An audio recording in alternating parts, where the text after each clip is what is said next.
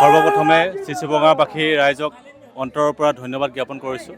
তেওঁলোকে মোৰ প্ৰতি দেখুওৱা যি আস্থা, মোৰ প্ৰতি থকা যি বিশ্বাস আৰু মৰম চেনেহ আৰু তেওঁলোকৰ আশীৰ্বাদ, মই নথৈ আনন্দিত হৈছোঁ।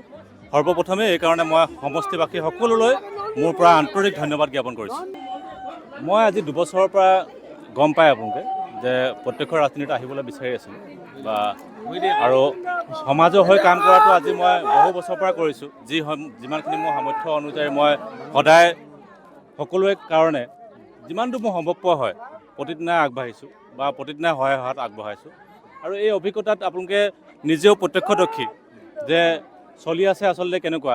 আমাক সকলো ৰাইজে আমাক অনুৰোধ কৰিছে যে আমাক চিচিবঙা সমষ্টিৰ পৰা এজন বলিষ্ঠ নেতা লাগে, যোনে সমাজৰ হৈ মাত মাতিব, সমাজৰ হৈ কাম কৰিব, যোনে দৰিদ্ৰ মানুহৰ কাৰণে বা শিক্ষাৰ্থীৰ কাৰণে বা এই অঞ্চলটোৰ বিভিন্ন উন্নয়নৰ হকে কাম কৰিব, তেনেকুৱা এজন মানুহ লাগে বুলি মোক তেওঁলোকে আশা কৰিছে। মোক তেওঁলোকে তেনেকৈ গ্ৰহণযোগ্যতা আনিছে তেওঁলোকৰ মাজলৈ, তেওঁলোকে আশীৰ্বাদ দিব বিচাৰিছে। সেইটোৱে তেনেকুৱা ধৰণে ময়ো ৰাইজক সহানুভূতি দি আগবাঢ়িব বিচাৰিছোঁ। নিশ্চয় সকলো দলে নিজৰ নিজৰ প্ৰাৰ্থিত্ব প্ৰদান কৰিব, তেওঁলোকে মই শুভেচ্ছা জ্ঞাপন কৰিছোঁ। চিচিবঙা সমষ্টিত আপুনি কি সমস্যা দেখিছে?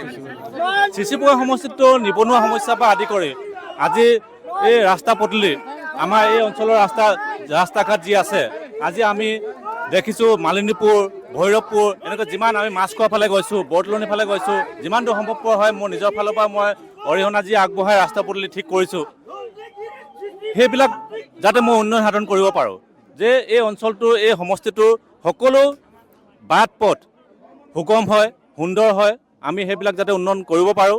আৰু আজি মই যোৱাবাৰ খুব দুখ লাগিছে অন্তৰত যে এনেকুৱা এটা বৰদলনি অঞ্চলত, ইমান ভিতৰুৱা অঞ্চল, মহিলা যেতিয়া প্ৰসৱৰ সময় হৈছে সেই সময়টোত তালৈ গাড়ী যোৱা নাই। আমাৰ সেইটো সময়ত আমি গৈছিলোঁ, আমি এডোখৰলৈকে আনি তেওঁলোকক আমাৰ গাড়ীত উঠাই হস্পিটেললৈ নি আছোঁ। তো অতি পৰিতাপৰ বিষয়, অতি দুখৰ বিষয়। আমি সেইবিলাক এই সমস্যাবিলাক পিছ পৰি থকা যিবিলাক সমস্যা আছে আমি সেইবিলাক সমাধান কৰিম বুলি আগবাঢ়িছোঁ।